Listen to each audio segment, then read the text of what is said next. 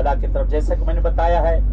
دیکھیں زمین کربلا جہاں کے لیے کہا گیا ہے اچھے کپڑے پہننا، خوشبو لگانا،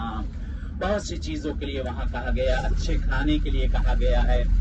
گوشت کے لیے کہا گیا وہاں منع نہیں ہے، کراہت ہے، مکروہ ہے، گوشت کا کھانا حرام نہیں ہے، وہاں کہا جائے کہ حرام، کراہت ہے اچھی غذاؤں کے لیے، کیونکہ جب ہم کسی کے یہاں پرسے میں جاتے ہیں تو کوشش ہوتی ہے کہ بہرحال پرسے کا گھر، کربلا پرسے کی جگہ ہے، کربلا پرسے کی جگہ ہے،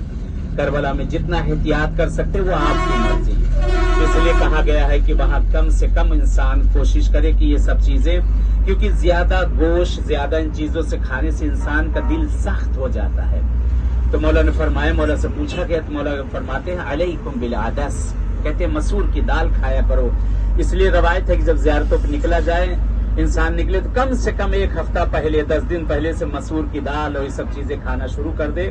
کہ انسان کا دل نرم ہو جائے جو زیارتوں پہ جا رہا ہے انسان کا، کیونکہ کربلا پہنچتا ہر ظاہر کا شکوہ ہوتا ہے کہ وہاں آ گئے مولانا لیکن رونا نہیں آتا، اشک نہیں نکلتا۔ کوشش کریں وہ پرسے کی جگہ ہے امام حسین کی، اور خدا نے وہ قسمت کیا ہے جو ہم لوگ مجالسوں میں سنتے ہیں، آج اپنی آنکھوں سے وہ جگہیں ہم لوگ دیکھیں گے، ان جگہوں پر پہنچیں گے انشاءاللہ کہ پہلی زیارت ہم لوگ چلیں گے کربلا انشاءاللہ، جو پہلی زیارت کے لیے چلیں گے مولا حسین کے پرسے کے لیے، بہرحال غسل کے لیے کہا گیا غسل نہ کیا جائے، جس کپڑے میں آپ آئیں، اگر نجس ہے تو کپڑا بدل لیا جائے، وگرنہ اسی کپڑے میں، کہتے گرد پڑی ہو، خاک پڑی ہو، پسینے کی بو آ رہی، کہتے حسین استقبال میں کھڑے ہوتے،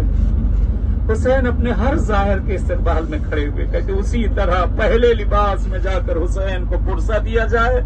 پھر جب دوبارہ جائے غسل کرو، کپڑے بدلو، پھر اس کے بعد جائے ذریعے حسین پر کہتے احتیاط کی جائے، وہاں جو خوشبو لگائی جاتی زری کے اوپر، دیواروں